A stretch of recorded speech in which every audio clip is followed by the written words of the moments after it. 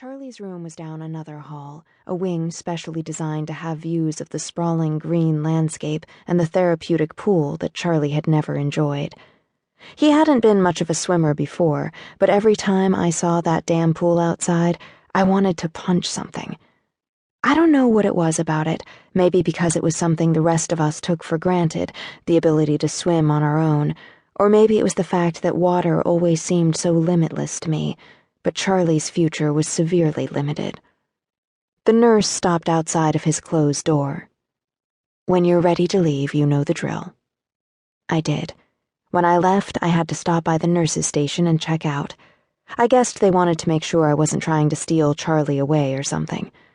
With a happy little nod in my direction, the nurse spun in her sneakers and power-walked back down the hall.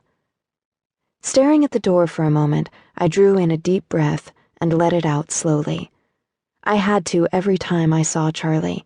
It was the only way to get the messy ball of emotion, all that disappointment, anger, and sadness out of me before I walked into the room. I never wanted Charlie to see that. Sometimes I failed, but I always tried.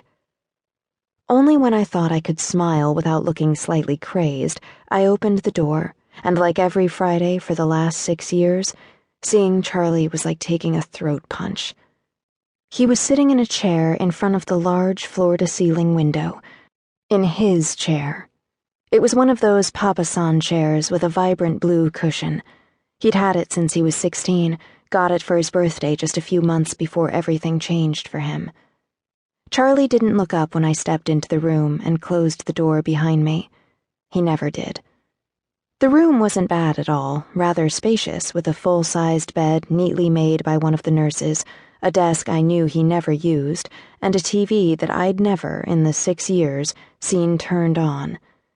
Sitting in that chair, looking out the window, he was so thin, beyond willowy. Nurse Venter told me that they had trouble getting him to eat 3 square meals a day, and when they tried to change it to 5 smaller meals, that hadn't worked either. A year ago, it had gotten so bad they had to do a feeding tube, and I could still taste that fear, because I thought I'd lose him then. His blonde hair had been washed this morning, but it wasn't styled and was much shorter than how he used to wear it. Charlie had favored that artfully messy look, and he had rocked it. Today, he was wearing a white shirt and gray sweatpants, not even the cool kind. No, these had those elastic bands at the ankle, and God, he would have thrown a fit if he knew he'd be wearing them now. Rightfully so, because Charlie, well, he had style and taste and so much. Walking toward the second Papa-san chair with a matching blue cushion I'd bought 3 years ago, I cleared my throat. "Hey, Charlie?" He didn't look. There was no disappointment.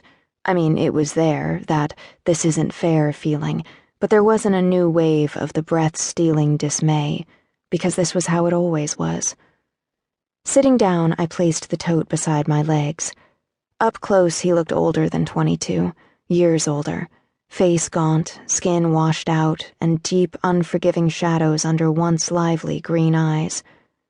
I drew in another deep breath. "It's ridiculously hot out there today, so don't make fun of my cut-off shorts."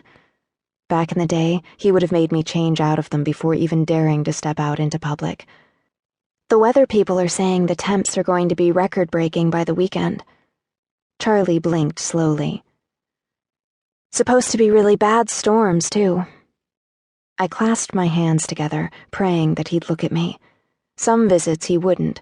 He hadn't for 3 visits, and that terrified me, because the last time he'd gone that long without acknowledging me, he'd had a horrific seizure.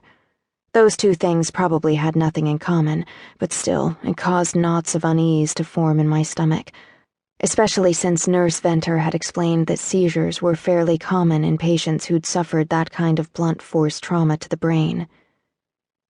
"You remember how much I like storms, right?" No response. "Well, unless it spawns tornadoes," I amended.